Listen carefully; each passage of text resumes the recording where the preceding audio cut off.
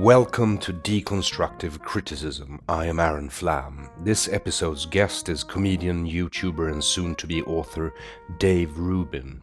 It is Dave's second time as a guest on Deconstructive Criticism, and much have happened since then. In this episode we talk about his tour with Jordan B Peterson, the headlines caused by that visit to Sweden, and our former Swedish Minister of Foreign Affairs Margot Wallström's call for Jordan B Peterson to crawl back under the rock he came from. Dave's coming book Don't Burn This Book, Election Year in the United States, and Dave's new platform for creators trying to decentralize the internet and thus restoring its glory. But first I want to thank you for supporting Deconstructive Criticism. Without your support I wouldn't be able to do interviews like the one you're about to hear.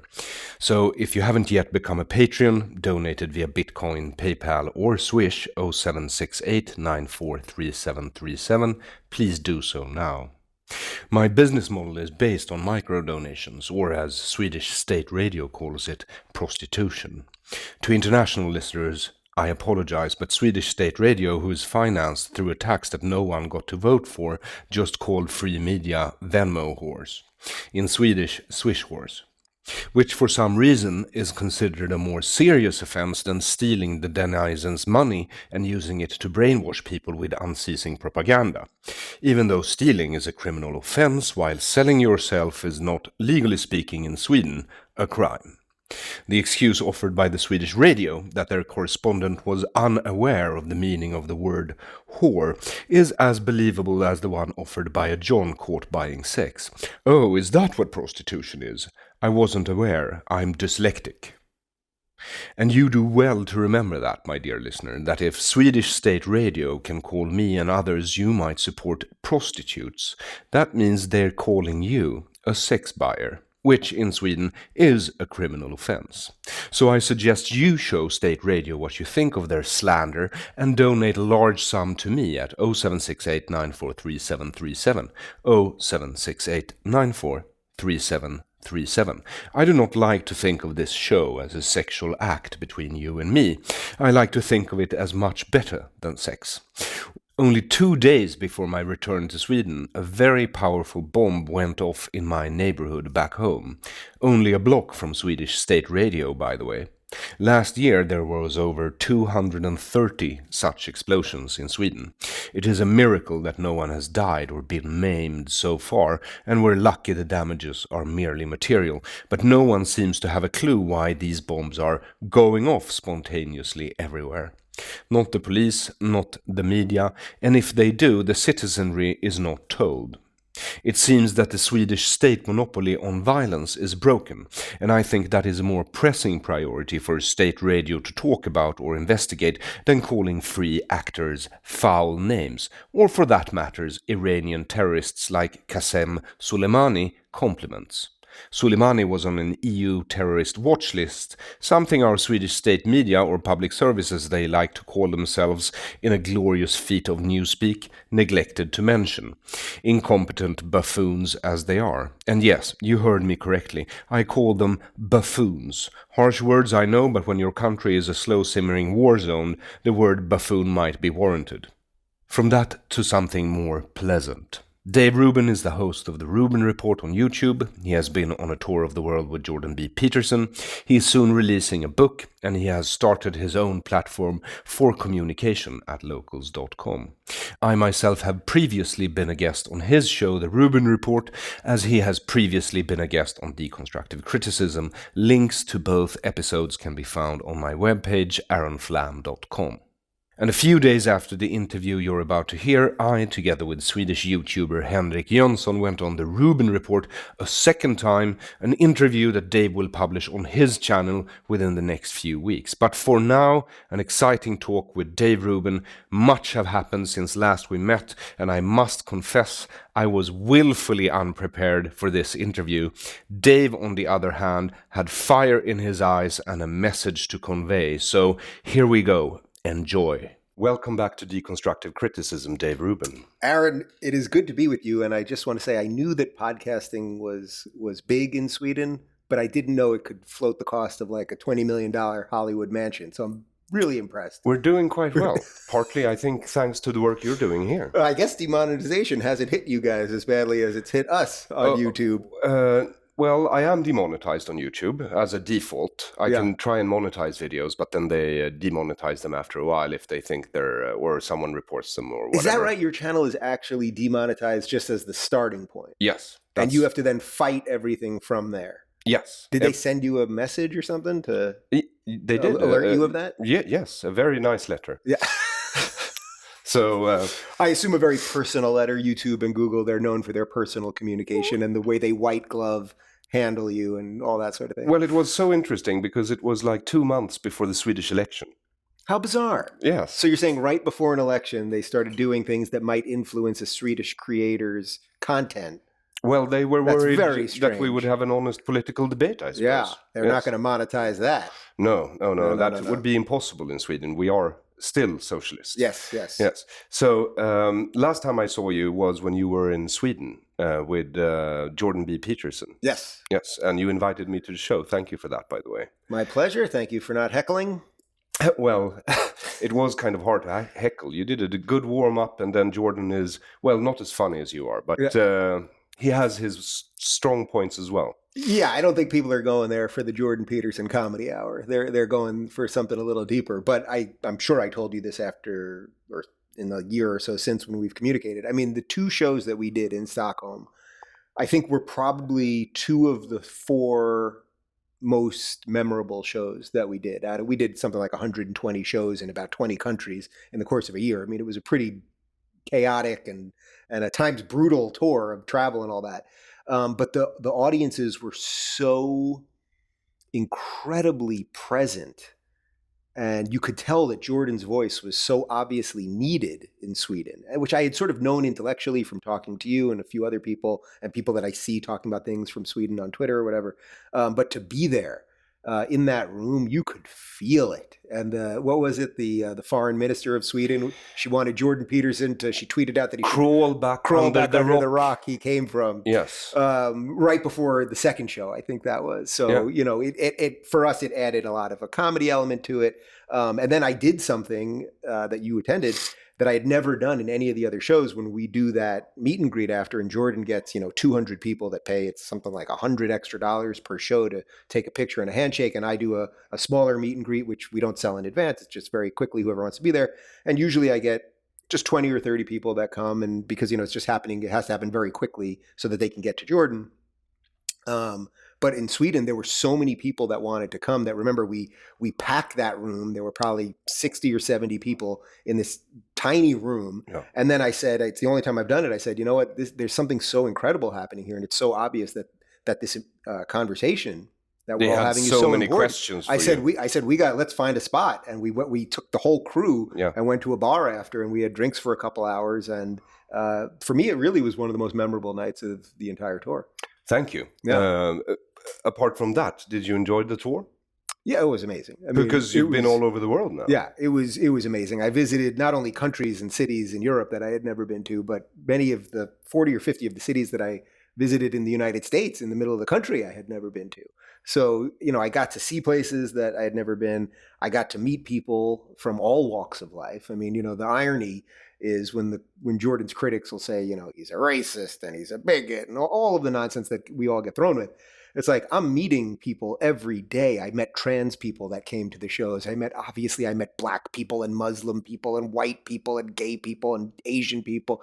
And no, I know that we and your audience don't care about that nonsense. But it's like, one of the things that was so interesting to me was that we'd be on tour and I'd be seeing this man just give the best of himself to help people. And see it really happening. I mean, see people, young people showing up to a show in suits and get a fresh haircut and a fresh shave to show up, and really had started to sit up straight with their shoulders back and clean their room and do. I'm hunched over right now, but I'll do the rest of this interview sitting up straight. I mean, really giving people the tools to fix their life. And then at the same time, every day there'd be another hit piece written about him. And the enforced monogamy one, that was the big one in the New York Times. That Jordan, also in Sweden. Oh, was that in Sweden also? Yes. That he's for enforced monogamy, somehow implying that that he's in Handmaid's Tale and wants to force women to marry men. His whole point was that he just believes that the state should have some degree of it's light even. It's really just that the institution of marriage plays a role in building a healthy, functioning society. Most of us understand that. There's a reason that people marry each other. There's a reason people create families. So to see, anyway, these hit pieces written about him and then see literally thousands of people every night change their lives and make their lives better because of the guy, it was incredible. And it really helped crystallize a lot of my thinking around all of this. Because it's one thing to understand a lot of it intellectually, and you see an article that you don't like or a policy by the government that you don't like. But when you really see it on the ground, people's lives actually changing because of these things and slaying their dragons. And I'm not a perfect person, but I am definitely a better person for having been on that tour. And then you can sort of stand the former foreign minister of Sweden calling your partner a bug, basically. Yeah, well... For you, that was a joke, but we had that joke for Minister of Foreign Affairs for years. So, yeah. Yes. Well, all of these things. I mean, the idea that, this clinical psychologist from Toronto writes a book, in essence, just telling you about personal responsibility, right? Yeah. If you were to distill it down, I mean, it's a brilliant book. But really, he's saying it's your life. Fix your life so that you can live the most flourishing thing possible, so you can accomplish as many of your dreams and goals as you want to. I mean, that's the essence of it. Yes, but to the Swedish system, that is anathema, because they want the citizens to outsource all their personal responsibility, the love and care for their family. Yeah. Well, that's why being in Sweden was so interesting, because I had heard this idea from you that, we hear all the time from our left here, from the Bernie AOC crew, we hear this idea that, if we were only more like Sweden, it's always Sweden. If we're always more like, they want to be like all the Nordic countries, but really Sweden. If we could just be more like Sweden. They do everything right, socialized medicine and all of these things, and it's all right, and, see, it works. Now, none of them have been to Sweden. None of them talk about any of the issues that you guys are talking about in Sweden. None of them talk about why the social justice warriors haven't given up in Sweden if socialism is so right. A place where you have total egalitarianism and men and women are totally equal, and yet we still find they do different things. Well, and the social justice warriors won't even let you have that. No, they need to enforce the utopia. Yeah. Yes. Yeah. Well, look, Thanos had to kill a lot of people, right? Yes, he had to take out half the universe to accomplish his utopia. And that's really what these people ultimately will do. I mean, there's a reason that socialism and communism comes with a lot of dead people. Yes. Where capitalism doesn't come with a lot of dead people. Capitalism is about freeing as many people as possible to do what they want with some pretty, I would say, wide parameters on what you can do within that. You can't murder all sorts of people. You can't do really horrific things. And are there and do we have crony capitalism? And are there some things that are not perfect? Of course. But there's no perfect system, because the systems come from us and we're not perfect. Yes, but they see it more as a top-down thing. They believe that if only they had all of the power, they could just show us what's right. And it's incredibly dangerous. And the idea that now has clearly taken root for you guys over the last couple decades, I suppose, and for us, that it really now feels like in the last 5 years that these terrible ideas have been mainstreamed, where it's almost like what we're going to end up with in the election seems more and more like it's going to be a Trump, Bernie, capitalism versus socialism, really is what it will be distilled down to. That's pretty scary and depressing. Well, my questions were in a certain order, but you sort of turned them around already. I'm an interviewer. That's what I'm good at, So you could just turn your notebook upside down, and we could see if we could do it the other way. Because this is election year, right? Yeah, that's what they tell me. Yeah, and so how do you see it going? I mean, Trump is the candidate on the Republican side, right? Yes. Well, I'm sure there's going to be some sort of never Trump, wannabe nobody that nobody cares about. This guy, Mark Sanford, who was the governor of, not Virginia, he was the governor of something, South Carolina, I think. He stepped down in disgrace. He was cheating on his wife. He says he's going to run as a Republican or something. Nobody cares. But yes, so obviously it's going to be Trump in the midst of probably still being impeached, which is a complete absolute partisan sham. So let's just be very clear about that. So for your audience that's in Sweden, I mean, basically half of the House, half of Congress, all Democrats went for impeachment. No Republican did. This is the idea that you'd have an impeachment where one party is deciding to take out the duly elected president. that is so counter to the founding documents. The whole point is that the three branches of government, the executive branch, the presidential branch, the legislative branch, meaning the House, Congress, and the judicial branch, they have checks and balances, but not to have one of them be politicized. You know what I mean? And have a decision made purely on political partisan grounds. So the idea that they're running with this impeachment thing, and now Pelosi is not even handing it over to the Senate because she knows it'll never pass in the Senate. So and she the just Senate wants is the only check and balance that can sort of do an impeachment, right? Well, right. So the Senate now would have to basically vote and decide on what the House just passed in a total Democrat fashion. They passed it with all Democrats. Now the idea is you're supposed to hand it off to the Senate, and the Senate is supposed to look at the evidence and decide. They know they'll never get it passed, so she's not even handing it to them. So we live in this really bizarre, dirty time where it's like almost every one of the Democrats that are for a completely partisan impeachment, you can find video of them 20 years ago saying the complete reverse thing when it was their guy, Bill Clinton, and Republicans were trying to do a more partisan impeachment.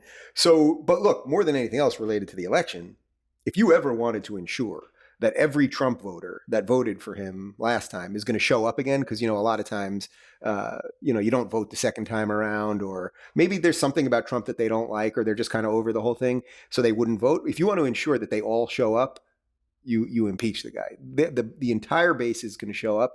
And then, there's also just a lot of people who I think don't like the political games. So even if they're not Trump supporters, they just don't like the idea of what seems very much like a sham impeachment. And I think that's going to push more people to vote for Trump. And then on top of everything else, I think that the economy's doing pretty well. Believe it or not, despite what happened in Iran pretty recently, we're not doing extra wars. He's trying to get us out of Afghanistan. Possibly Iraq now. He's trying to get us out of Iraq. He's trying to get other countries in NATO to actually pay for things. Black unemployment's at an all-time low. Hispanic unemployment's at an all-time low. I mean, there's so many good markers right now that if you can get over the Trump derangement part of this, which a lot of people can't get over, to me, it seems like he's going to win in a landslide. I mean, I think it's going to be like a Reagan re-election type landslide. And this is just, it's a sad moment, I would say, for the Democrats, because they've made it clear they're going to go down with the Democratic Socialists. So I think the Democratic Party, the real story here is not Trump being reelected. It's that the Democrats have decided to trade in whatever a decent democratic set of ideas was for democratic socialism. And by the way, the democratic part of that will be, gotten rid of pretty quick. They're just hanging on. I come from a country that calls itself a social democracy, and as you know, we don't really have freedom of speech. So, right. So there you go. They call themselves democratic socialists. You guys call yourselves social democrats, social democrats. So they're doing it the other way. But in essence, they don't really care about democracy. They want top-down power, and that's what we're all fighting right now. So the cool thing is that you've got conservatives, you've got libertarians, you've got classical liberals, disaffected lefties. Pretty much everybody has sort of lined up in this very strange alliance right now against the woke progressives. Now, they have a lot of institutional power. They have Hollywood. I mean, we can look out this window. They have all of this. Yes. They have the media. They have the New York Times. They have all the gated institutions and all of that. But we've got momentum and we've got people. It's interesting that you say the word momentum. Because do you think it will be Bernie who heads up the Democratic side? Well, look, Biden was brought in purely to be the firewall against the socialists, right? Biden, if he wanted to run, he would have run when Obama was done with the 2 terms. Biden would have run. He was 4 years younger. He could have continued the Obama legacy, all of those things. He didn't, because he didn't really want to run. And I think what happened was suddenly they were like, holy cow, Hillary's not going to do it again, nor do we really want her to do it again. We've got nobody. Who are the centrist Democrats? There were good Democrats. John F. Kennedy was a good Democrat, right? Ask not what your country can do for you, ask what you can do for your country. That is a good principle to have as a citizen in a free society. That's the reverse of what Bernie says. If Bernie was ever to say, ask what you could do for your country instead of what your country could do for you, no, he says we should give you a lot of crap all the time. They would hang him for saying that, right? We had great senators like Daniel Patrick Moynihan in New York when I grew up, and we had mayors like Ed Koch that were good centrist Democrats. Now, you may want to be more libertarian than them, you may disagree, but you thought that these were principled people who loved their country. I don't think that Bernie really loves this country. I think that Bernie loves an idea of a country that he could create that would probably be a lot more like Sweden, although he doesn't realize that. How many people are in Sweden? It's like, what, 10 million or something? 10 million, yes. 10 million. And we have a country of about 350 million people from all walks of life. So we have all sorts of, when they do that comparison and they make it sound like it's so simple, right? It's like, we should be more like Sweden and it should just be like that. And it's like, no, we have so many different things. Not only the fact that we are the last remaining superpower, and just the amalgamation of people that we've brought to be in this melting pot. It's just such a unique case of the United States. And I don't think they fundamentally love this country. They love the idea of a country that they can create. And by the way, they say that all the time. Remember, even Michelle Obama, she said she was never proud of the United States till her husband was president, you know? And that's like, oh, really? Because we've done a lot of good here, and everyone still wants to come here, and nobody wants to leave here. You know, But even Obama has sort of woken up now and told off the woke left, hasn't he? Well, Obama's doing like a real sort of shady move here, because one week he like gets it and he's like fighting identity politics, and the next week he'll say, you know, more women have to be in power because women will save the world. And, you know, he keeps doing this thing where he vacillates back and forth.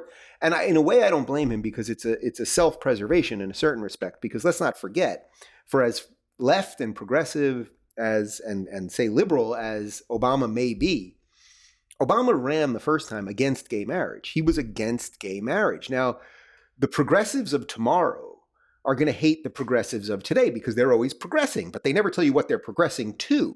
You know, progress just for the sake of moving is not good. You want to have some blend of, we've done some good things here, we want to conserve some of these things, and you can't just say, well, I'm just going to progress forever, right? Yes. You got to know where you're going. And what I think Obama is doing every now and again when he tries to check them is he knows the progressives of 2040 are going to look back at an Obama presidency and go, let me get this straight.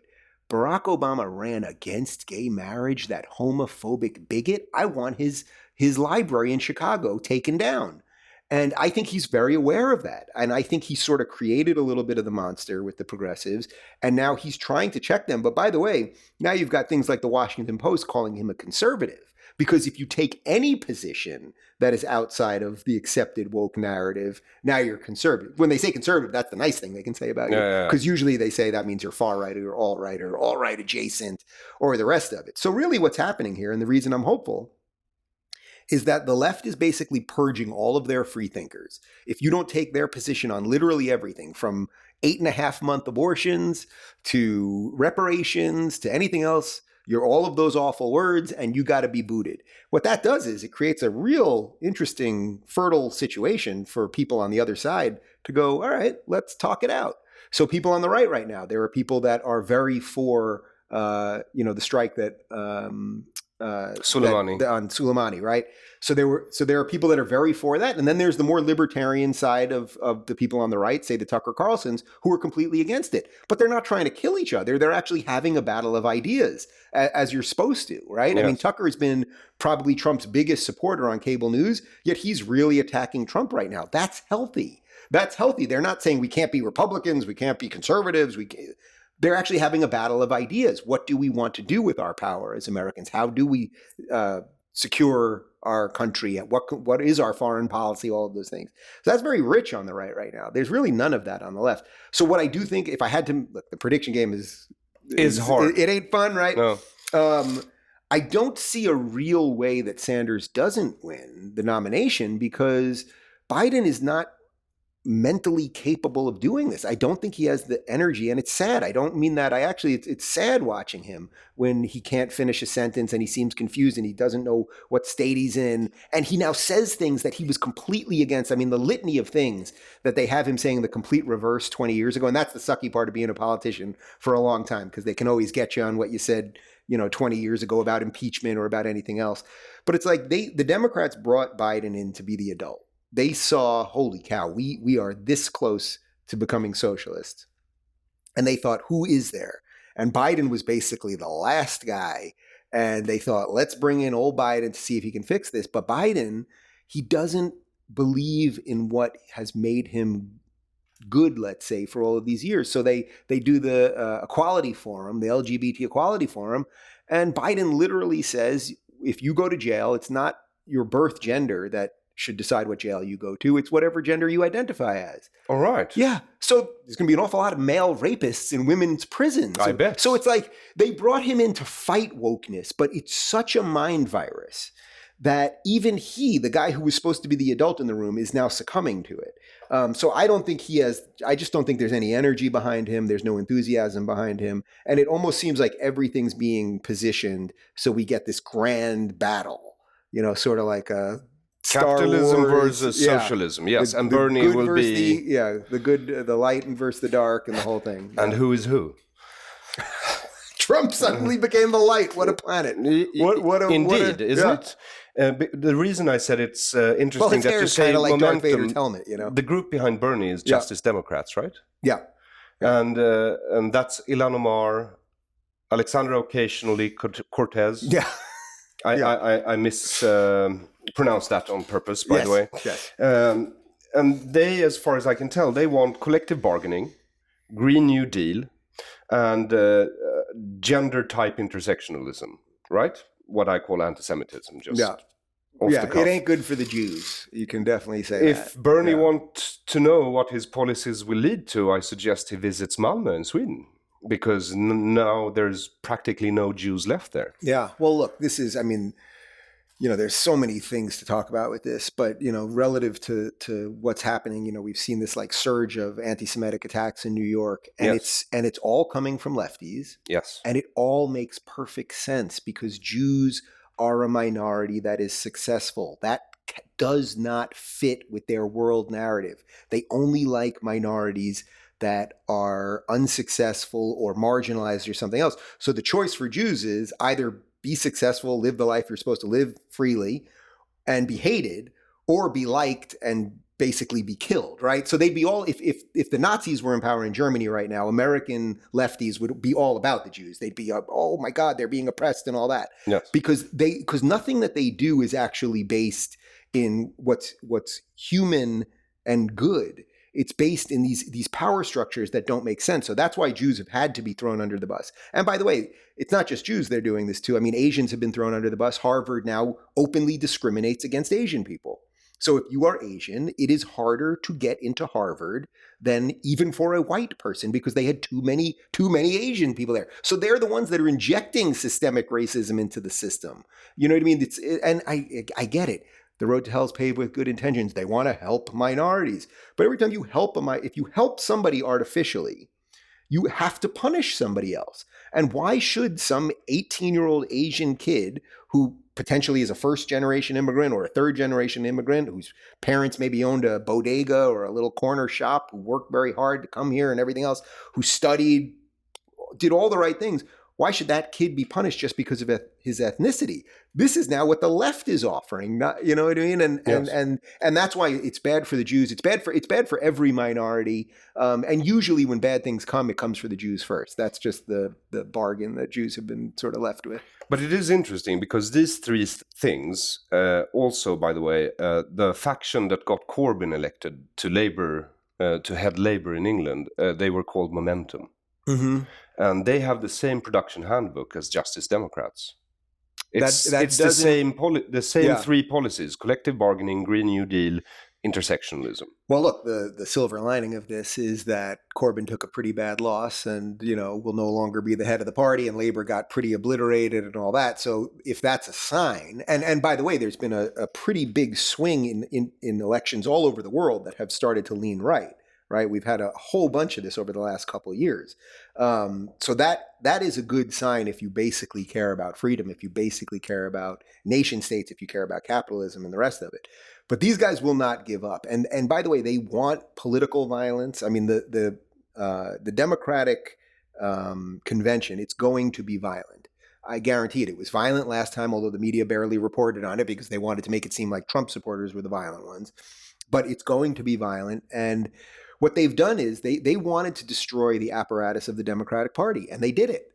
They did it already. No one's really talking about it. But the Democratic Party, in any sort of functioning, what we used to call blue dog Democrats, moderate Democrats. So a Democrat that might say, I don't love abortion, but I'm pro-choice, and after one trimester you can't have an abortion. That used to be a pretty moderate stance. I think most people believe in something like that. But now we've literally got it to the point where they're talking about post-birth abortions. I mean, like, quite literally, they're talking about post-birth abortions. So you can abort your child up until 40, or when they can support themselves. Yeah, my parents could abort me now because of my political beliefs. No, I mean, really, they're talking about, well, if the baby comes out and the doctor says, oh, it's going to have this health problem, or it can't, these crazy, really, really crazy stuff. But that tells you a lot about generally the mentality of a leftist. And I say this as someone that was on the left for most of my life. If your whole worldview is just based on what you feel is right on any given moment, you don't know exactly why it's right. You don't know where rights really come from, but you kind of just feel that things should be a certain way. You can be moved to do almost anything. And that's why socialism and communism are so dangerous, because they kill people because they believe that their system is the only thing that can work. Generally, not that conservatives are right about everything, because I don't believe that they are. I don't think anyone has a total monopoly on truth. But a general conservative belief is that it's your life, individual rights, that we should all be treated equally under the law. And then some of us are going to work harder. Some of us are going to have more luck. Some of us are going to come from more. Some of us are going to come from less. But that's the idea of individual rights in and of itself. That's sort of a bedrock principle that the right has right now that the left doesn't have. They just sort of feel like, I kind of feel something today. And that's what we have to move on that. And that's sort of and this is very depressing for me to say, but that to me is the weakness of liberalism. As someone that still considers myself a classical liberal, liberalism almost doesn't have a defense mechanism against the worst parts of the left. And I think that's what the socialists saw. The socialists saw how do we get in on this? Get in on it. How do we get into the system, right? The bigger worldwide system. Get in through the liberals, because liberals are nice. Liberals are tolerant. Liberals are decent. Liberals love diversity. We'll use all of their words and we'll use all of their phrases and we'll just kind of wiggle in, and then we'll just eat them from the inside. And I think that that's what's happened, which is why there's so few good liberals anymore, which is a pretty depressing thought as a lifelong liberal. Yeah, no, I understand completely. Do you think Bernie Sanders, by the way, knows who he's hanging out with? Yes. Do you think he bears ill will? That's what I'm asking you. Do I think he bears ill will? Because I come from a country that's socialists. Yeah. My family is Jewish. All of them have voted socialists or on the left. If you vote liberal in Sweden, you would consider it a socialist liberal party. Right. So it's pretty lefty. Right. It's what's happening here. And I don't see any of them, not that they've told me, but I don't see any of them voting for the socialists in the coming election, because Jews in Sweden are pretty much fucked. Yeah. Yes. Yeah. Well, look. There was a huge anti-Semitism problem with the Labour Party in the UK. And then, as we just talked about, Corbyn got demolished. So these trends... But Sweden is different. I've written a book about it after all. I want to learn Swedish just so I can I'll give you a PDF in Yeah. English. But basically, the Swedish welfare state, the Swedish Social Democrats, supported Hitler with arms and money up until the end of the war. And official Swedish history says we were neutral during the war, maybe a tad bit more on the Nazi side up until 1943. And then, Hitler started losing and you had to switch side if you were really a good person. So the official story in Sweden is still, we were neutral, but up until 1943, we were a bit more neutral on the Nazi side. And then afterward, we were a bit more neutral on the Allies side. But the truth is, as I write in the book and have proof of now, is that they were on Hitler's side up until the end of 1944. And then when Washington called them here for discussions about reparations, the first thing they negotiated was that it shouldn't be called reparations, voluntary donations. And then they didn't really want to give back the money to, for instance, Belgium and Holland, whom Hitler had robbed and sent the gold to Sweden to buy arms. So, and since they never really dealt with that history, because socialists don't like history that portrays them as bad. They also don't like voluntary, which it tells you a lot about Exactly. why you use that phrase, you know? Yes. Yeah, voluntary, right? It's like even with our discussion about reparations here in the United States right now, which I'm completely against, it's like all of these people that are for it, all the celebrities that are telling us we should be for reparations, and all the Democratic candidates that, well, they don't donate anything. What, you guys are allowed to do it. It's so righteous, guys. Well, why don't you show us? Don't tell us. Show us a little something. A little something. Bernie's screaming about affordable housing for everybody. He does have 3 houses. Could he maybe give 1 room for low-income people? I mean, I don't begrudge him those things. No, of course he hasn't. And that's what they never do any of the things that they preach. I mean, that's a consistent thing that comes out of the left all of the time.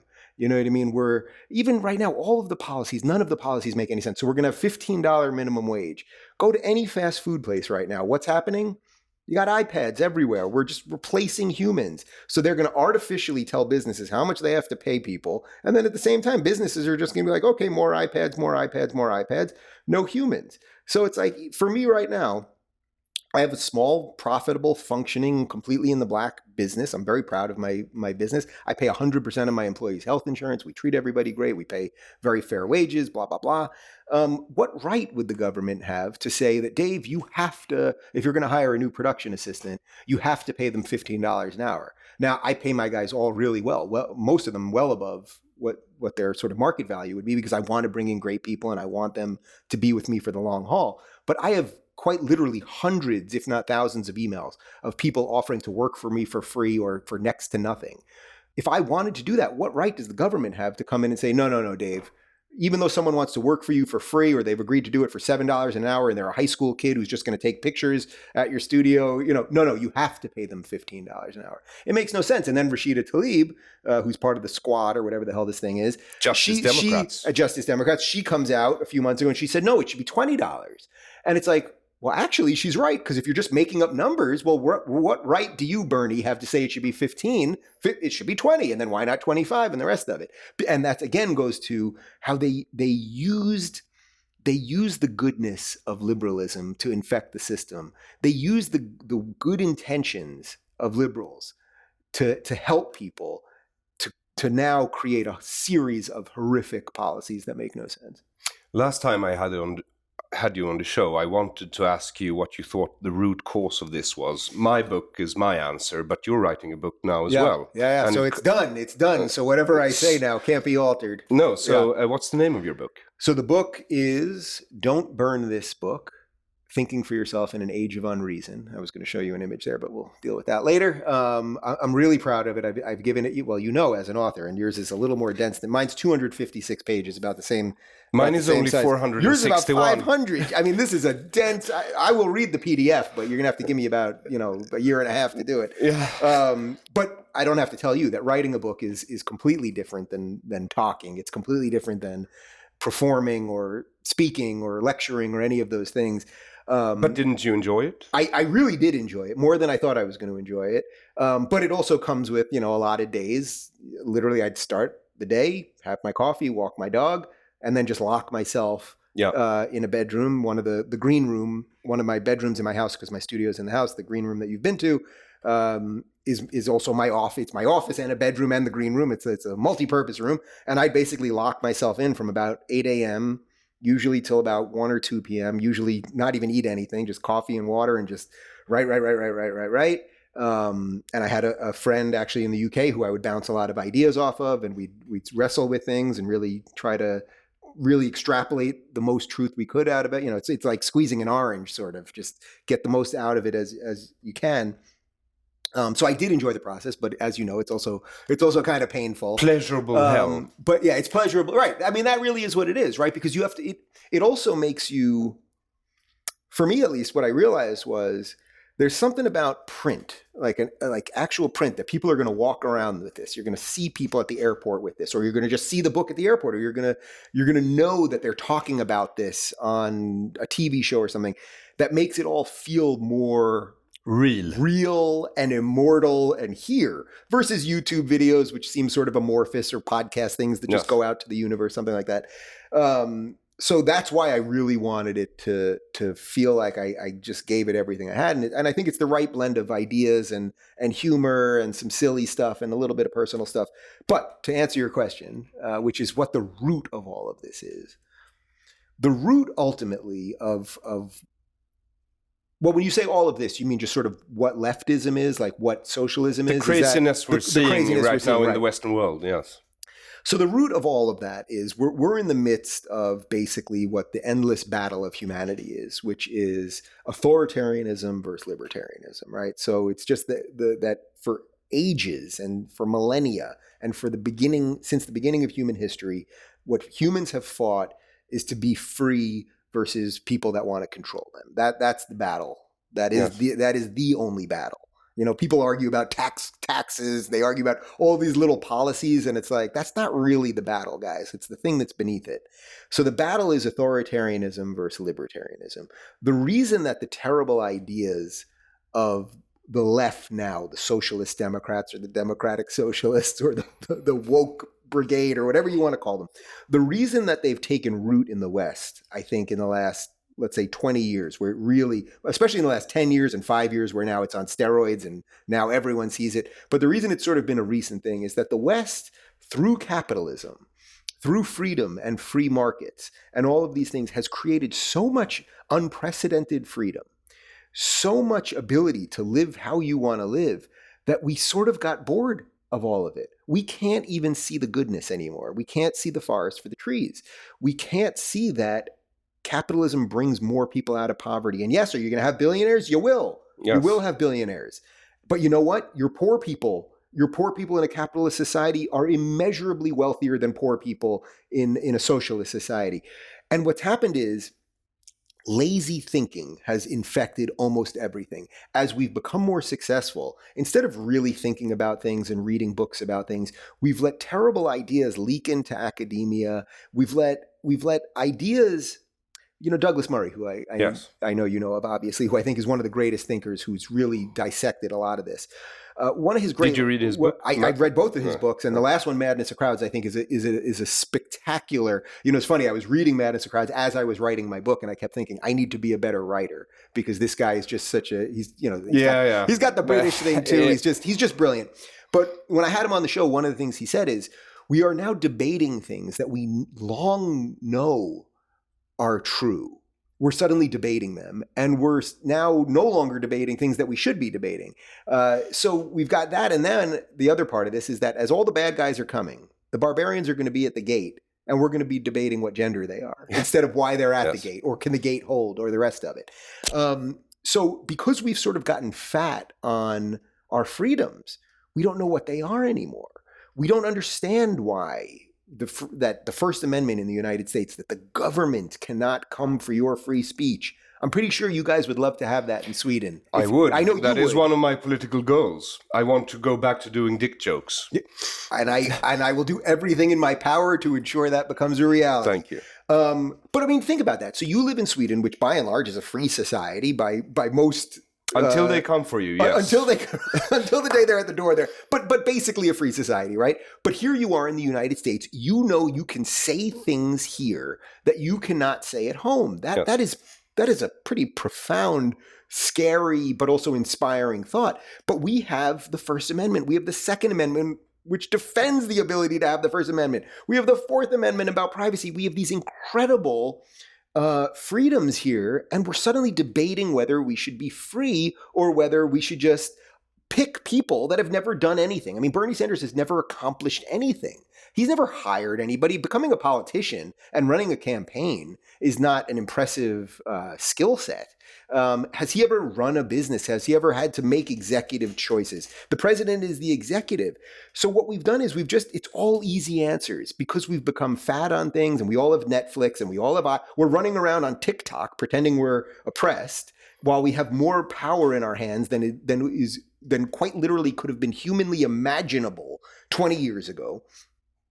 And we become fat on these ideas, and then they just the socialists and the wokesters and all these bad people, they infected the system because they realized, whoa, these capitalists are so fat on it that they'll just easily go down with some bad ideas. And So I think the answer to your question is it's not rocket science saying that it's just people who want power.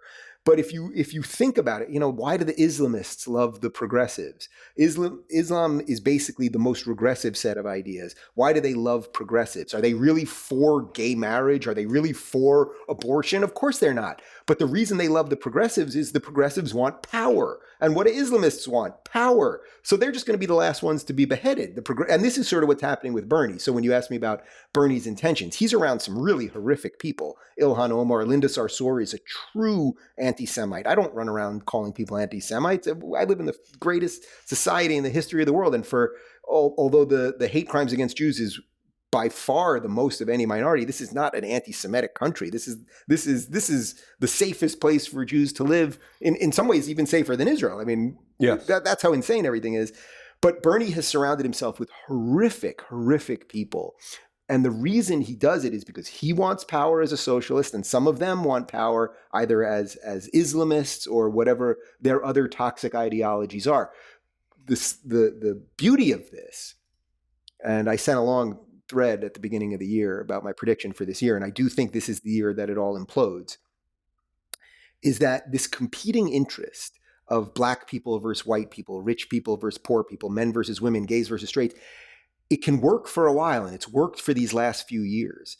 But beneath its exterior that looks kind of good, it all sort of feels right. Oh, well, we should hate rich people and white people are evil, like these blanket statements that are just nonsense. But they kind of, if you don't want to think about things, they kind of seem right. Beneath that, the skeleton of this thing is seriously weak. It is really, really weak. And that's the part that all of us have to just remember. This competing interests, I don't know, there's a Decepticon hat over there. You said it wasn't your hat, but Transformers from the 80s or the horrible Michael Bay movies, they had the Constructicons. These were 5 trucks that all combined to form Devastator, a much bigger, powerful Decepticon. That's the way they think. They think they can take people with 5 different set of ideas and combine into something more powerful. But really what they're combining into is something that's going to have a really, really weak skeleton beneath it.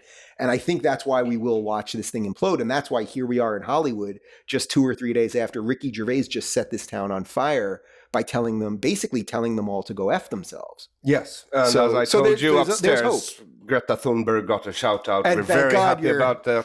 Your greatest export, by the way. Yes, but that's what happens when socialism fails in every other way, is that they all run into the church of nature, because the church of nature presents you with a question so complex it is impossible to answer. So what do you do then? You step away and you turn on Netflix and you just distract yourself rather than grapple with these issues. But again, this is why I'm hopeful, because now, because of podcasts, because of YouTube, because of Twitter, all of these ways we've started to communicate with each other, the veil is being pulled off this thing, and people are starting to see it for what it is. And once you really see it, and if you just spend a little time thinking about these issues and go, well, wait a minute, should I keep more of my money and do what I want with it, whether it's give it to charity or spend it on a car or give it to my kids or do whatever I want to do with my money? Does that make more sense than giving it to the government so it can decide to do things? And by the way, the whole time, this is the endless irony of what the left offers, which is the government's horrible, everyone's corrupt, we're all evil, the system's evil. What should we do? Give it more money. Give it more power. Yes. If we're the ones, everyone before us was a schmuck and an idiot. We can fix all of this, even though we have no track record of ever doing anything. And that's why if you really show people this, I don't think it takes rocket science to push people over. That's why I wrote the book, and that's what I want people to understand. And that's why I find it so fascinating talking to people like you, and why the tour with Jordan was so great was because I was on the ground talking to people about these things. Yeah. And it wasn't through a media filter, and it wasn't from reading a New York Times article that made me think a certain way. It was actually from going to the bar that night after the show and sitting with you and literally 50 or 60 other people having a drink in Sweden, talking about how fearful they were for the future of their country. And that the things that they were talking about were the exact same things I'm talking about in America. That's pretty powerful.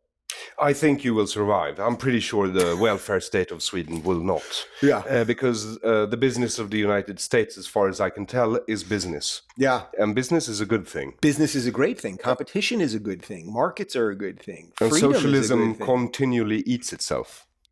Well, so because the question is destructive. The question is really then, if we all believe that, which I think most clear-thinking people do, the question is when it destroys itself. And as I said, I think this is the year it implodes because of the election and the competing interests will become too obvious to bear. The question is, what does it do? What chaos does it sow in the destruction? And then if I could loosely quote Jordan here, it would be something like, well, what kind of phoenix rises from the ashes of that? Does liberalism suddenly return because they finally go, holy cow, this socialist stuff is garbage and evil and hateful? And do good liberals magically reappear? Or does something even worse come out? I mean, you can play that game endlessly, right? Does something worse come after it, or what happens after? But I believe it will implode this year. And maybe the culmination of the implosion is Bernie just getting crushed by Trump. And then finally they have to go, holy cow, maybe we really misjudged this thing. Maybe we shouldn't have let the kids at the adult table. That would be great. And I have another question for you, and this one will be the last, and then you're free to go. We did an hour already? No, we've done 46 minutes already. I'm here for you. So, yeah. So you're a tech entrepreneur now. I didn't have enough on my plate, man. Yeah. But I'm asking because you said podcasts are important because they help with the conversation. Yeah. And I'm demonetized on YouTube and shadow banned from time to time on Twitter. And that's in the terms of service now. I saw you. It is quite literally in the terms of service as of January 1st, 2020, that Twitter can throttle your tweets. Now, we all know, anyone that's been paying attention to this in our world, we've known they've been doing this for years. But now they actually put it in their terms of service, and pretty much nobody said anything.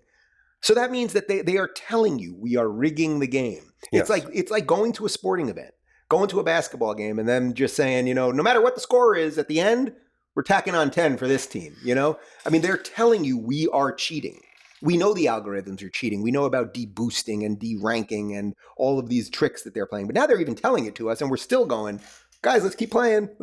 Everything's okay. So what is locals.com? So I started locals.com. So basically for the last year and a half, you may remember it was just over about 14 months ago when Sargon of Akkad, who was a big YouTuber, classical liberal. I lost a shitload of Patreons because of that. All right, so there's going to be a happy ending for you here. And also, you should remember, I'm a prospective customer of locals.com, so you better sell it well now. I told you there's going to be a happy ending for you. I just put the ending over here. So about 14 months ago, Sargon of Akkad, who was really one of the first, I would say, classical liberal, I don't know what he considers himself now, but we're really one of the first classical liberal people on YouTube. When I started waking up, say 5 years ago, to what was happening with the left, when I was on the Young Turks and I was a lefty and the whole thing, people started saying, you got to talk to this guy, Sargon of Akkad. And that was really when I didn't even know what YouTube fully was, these people that have these monikers and you don't know if it's a real person or it's an anime cat or, but I started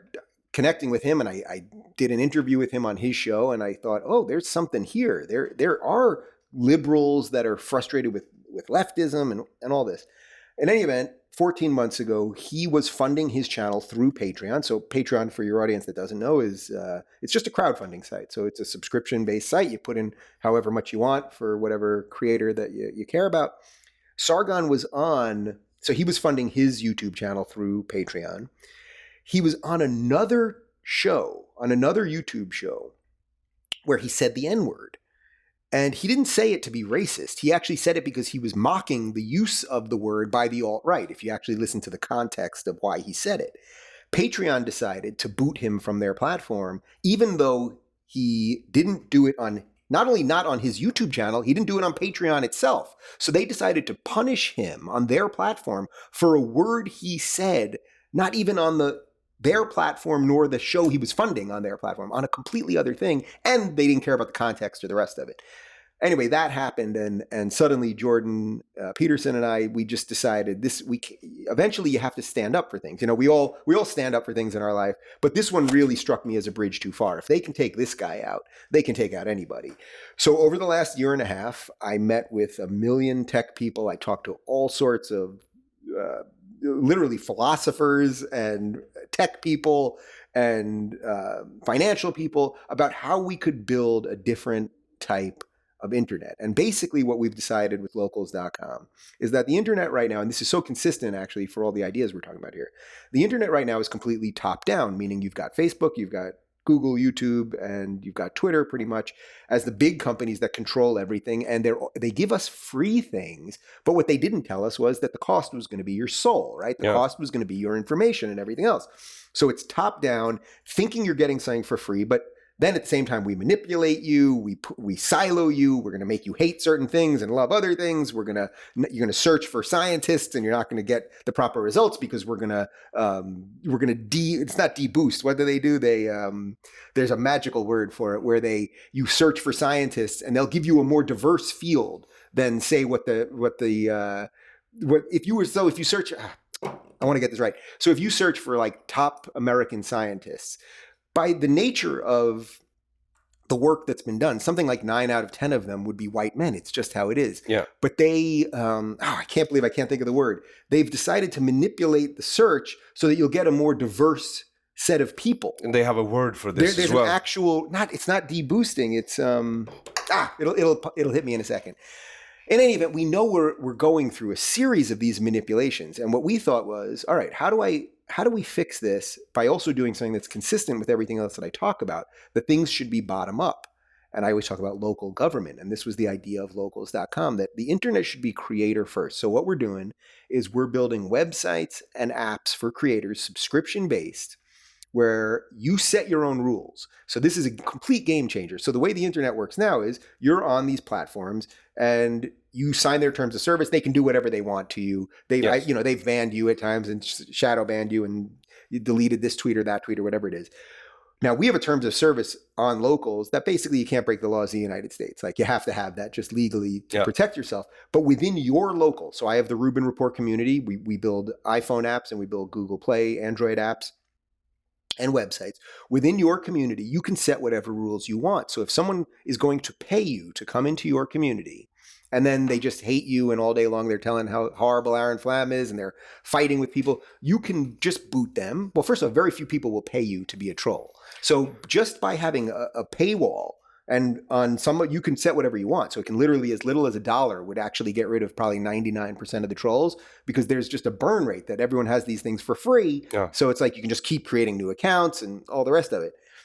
So not only will they not pay you to troll you, but if they come in and they're doing all sorts of the general chaos that everyone now hates about the internet, you can boot them, but you're not deplatforming them because they can still be in anyone else's local. What you're saying is you cannot come to my home. I am for free speech, but I don't invite everyone to my home to say horrible things, right? This is why we have doors and locks and fences and all of these things. So we've taken care of the deplatforming part. One of the other things that was most important was that, if you have, so my channel, I think we have something like 1.2 million subscribers on YouTube. I have no ability to communicate with my audience because I put up a video and it gets to maybe 5% of them. They can click the bell, they can subscribe, but we know that the video just doesn't go out into the feed to all of these people. So we have push notifications. If you subscribe and you're part of your community, your audience is actually going to get push notifications. We have ad-free video and a seriously sleek, fast video player. We have ad-free audio. We have a full feed. We have a full feed that's completely not manipulated by any algorithm anywhere. So we have a beautiful video player. People can like and comment. They can communicate directly with me. They can communicate directly with each other. As I said, you set the rules and you own You're the data. Decentralizing the internet. Yeah, we're trying to decentralize it as much as possible. We're working on different payment processors, and there's a series of things that we still want to do to make bigger protections on the decentralized side. We have to wait for a little bit of the technology to get there. But I'll tell you a really beautiful thing. So we have 3 investors so far. I've literally only gone to 3 people.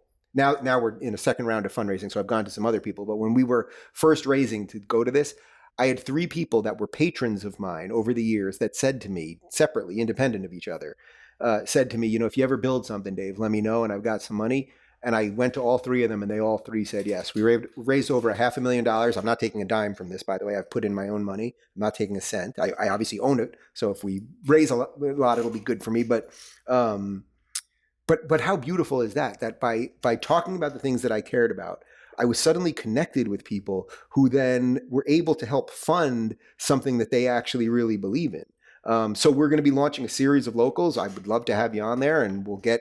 We want to basically just kill Patreon. let's kill Patreon as a first start for all of this, and let's do a bottom-up creator-first internet. So instead of just handing all of your power to the big boys, hand it to some of the people that are creating something that you care about. And by the way, I think that the subscription model is actually the future of the internet as well, because when you pay even just $1 or $2 for something, you care about it more versus these free burner sites and burner accounts and the rest of it. Why do you watch Netflix? Why do you pay for Netflix? I mean, you know that I do not personally, but you do, but you have your mother's account and she borrowed it from your uncle, and your uncle got it from a guy. Yeah. But the idea is a lot of people pay for it. And because of that, they've been able to create a tier of content that is better than everything else. And that's what we're going to have with the internet. I think the top-down thing is over. I think the future is bottom-up. I think we've created something that's what I keep saying is we've solved 95% of the problems for 95% of the people. I can't solve everybody's problem. You know what I mean? Alex Jones has a particular problem, because he can't get on these things. I can't solve everybody's problem, but we can build you a pretty freaking slick app that you can get in the App Store. You'll be able to directly communicate with your people. By the way, if you're a consumer on Locals and you delete your account, we don't keep any of your data. Your data is gone immediately. All we do is we keep your @ handle in case you ever want to come back to a local, but we don't keep your data. And by the way, as a creator, if you leave us, you get all the data. So you get not only your content, which is yours, which is completely different than YouTube. Yes. Because YouTube could just boot you tomorrow and you'd lose all your stuff. But you could walk with the email addresses and contact information for all of your audience. So I think we've done as much as is humanly possible at the moment. So I'm very proud of what we've built with locals.com, and we shall see. Thank you so much. And I've been looking forward to this development for quite some time. Yeah, actually. Well, I realized I needed another job. I wasn't doing enough between the show and touring and the book and everything else. You know, it's funny that when I finished the book and we went through the last edits, and right now I'm doing just some final copy edits. But when my editor and I put it down and we said, okay, we're pretty much done minus, some just really tiny technical stuff. That was a Friday afternoon, and David, my husband, and I, we cracked open a bottle of wine. We had some great steaks. And I thought, I'm officially done. I'm going to have like a week to just like decompress. And then bang, on that Monday morning, like the Locals thing, because I'd been working on that on the side, but I didn't realize how quickly it was going to pop, and a few things came together. And then it was like, whoa, Friday, book done. Monday morning, I'm a tech CEO. So life comes at you fast. You're the CEO of the company. I'm actually not the CEO. All right. So, but we haven't actually figured out some of those things yet. I don't want to be the CEO, by the way. No, I understand that completely. I don't want all of those decision-making capabilities. I have enough on my plate at the moment that I don't want that. What I think I can do right now is what I've done with you, which is I think I can communicate these ideas and get the right information out to people so they can understand why what we've built is good and maybe why what they're doing is not good. But I don't want to be involved. I like being involved in the idea portion of it when we're really building the architecture of how we should do this. How do we make sure the payment processor makes sense? How do we make sure free speech is protected? All of that. But I don't want to be the CEO of the company and making like the real business I'm glad decisions. to hear there's still some comedian left in you. Was I funny in this hour? Did I do anything funny here? You said a lot of good things. Yeah, and you were passionate. Yeah. Well, funny. Funny. I don't know. Are we funny anymore? Well, I try to be from time to time, but people just take offense. So yeah. Well, you know what? You should next time you're here. So I'm not, because of Locals in the book, I didn't do any stand-up really in the last 8 months or so. But the year before, when I was on tour with Jordan, when we would be in off cities, you'd have an off night. If we got to Salt Lake City and the show was on a Sunday and we were there Saturday night, I would do the local comedy club, and I didn't have an opener. I would just do an hour myself, and then I'd bring on a guest. So sometimes Jordan would come on or whatever. And I do stand up in a very free form. It's sort of like this. Like I kind of just get up there and I'm like running a circus. Yeah. So I'm not there to bludgeon them with jokes. I kind of talk about all of this stuff. I get the audience to interact and yell at each other, and I'll bring people on stage and I give stuff away. And it's just sort of a circus atmosphere that is very not traditionally stand up. But people have a freaking great time, have an absolutely, absolutely great time, because I don't take it that seriously. And I don't really need it. You know when you're really doing stand up and you need it. Yes. You need it. It's an itch. It's an itch that you can never fully scratch, right? And now, because fortunately I've had some other successes and I've worked very hard on all of these other things, I don't need it. And by not needing it, I'm able to enjoy it. Yeah. Which is a very freeing thing. So, I can imagine. I did my first set in a year at the LA Improv last night. Did you? How was it? It was great, actually, because public speaking does not really make me nervous. Yeah. Because I if hope you don't not, have as a comic. if you don't have to make people laugh, then it's easy, Yeah. right? So but last night I had a great time on stage. Yeah. For the first time in a year, and I think the itch is back. You were at the Laugh Factory? No, I was at the LA Improv. Oh, LA Improv, right? Oh, literally right here down on Melrose. Yes. Yeah. Yeah. Nice. Cool. Yeah. Well, just keep going. I mean, that's all anyone that's listening to this or anyone that's doing anything in life. Keep going. There's a force out there that wants to stop good people from talking, that wants to get us all afraid of everything and afraid of each other and all of those things. And I don't think I'm some extraordinary person. I think I'm somebody that for some reason is willing to talk about these things. You know what I mean? It's whatever's in you, the fire that's in you that makes you somebody that wants to be outspoken in a time when being outspoken is dangerous and put your thoughts out there. It's like everyone has that in them. And I think we just have to ignite that in people. And then the rest will work itself out.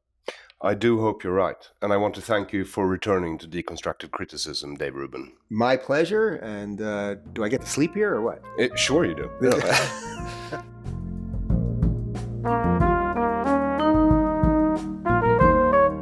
Thank you for listening to Deconstructive Criticism with this episode's guest, Dave Rubin. You can also watch him on Henrik Jönsson's YouTube channel, where Henrik and Dave meets for the first time, soon enough, and later on his own YouTube channel. Links to previous and coming episodes can be found on aronflam.com, as well as my social media on Facebook, Instagram, LinkedIn, Snapchat, TikTok, PayPal, I guess. Thank you for supporting this show on Patreon via PayPal, Bitcoin, or Swish 0768943737, 0768943737. If you want something more tangible, you can also find my very stylish t-shirts there with this podcast motto: "Your feelings are hurting my thoughts," as well as my book, This is a Swedish Tiger, although only in Swedish so far, and if you order now, it will take a long time for you to get your book, because we are sold out again. Woohoo! 2 full editions of 2,500 books each in 6 months. I want to extend my deepest thanks to you who has bought the book, and an even more heartfelt thank to you who have actually read the book. It means a lot to me, and I am truly, truly grateful. Next edition will be rewritten and reworked somewhat, and that version will be released as an ebook too. Still working on the sound book, so please bear with me. For you English-speaking listener, the book will come out in English one way or another. A first draft is already finished out of my own pocket and time, and I will try to get a local publisher first, wherever you live. I gave a copy of the first draft to Dave, and hopefully he has a chance to glance through it and give me some comments. So if I don't find local publishers in your specific country, I will try to self-publish. I have been Aron Flam. Until next time, have a good unit of time.